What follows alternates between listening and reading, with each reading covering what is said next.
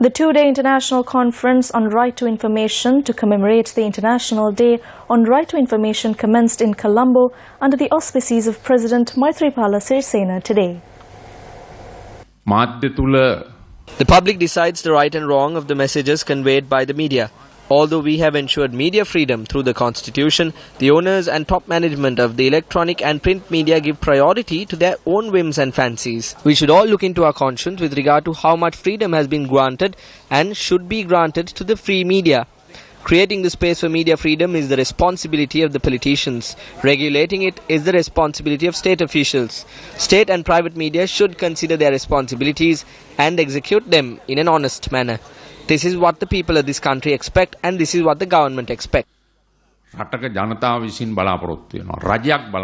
We have accomplished the basic fundamental requirement in strengthening democracy through introducing RTI laws, which had been lying idle on the table for over 2 decades.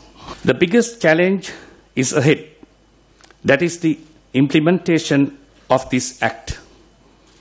That process has 2 parallel paths as we have identified.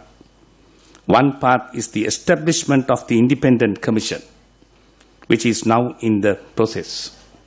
The other is the establishment of the mechanism to provide information.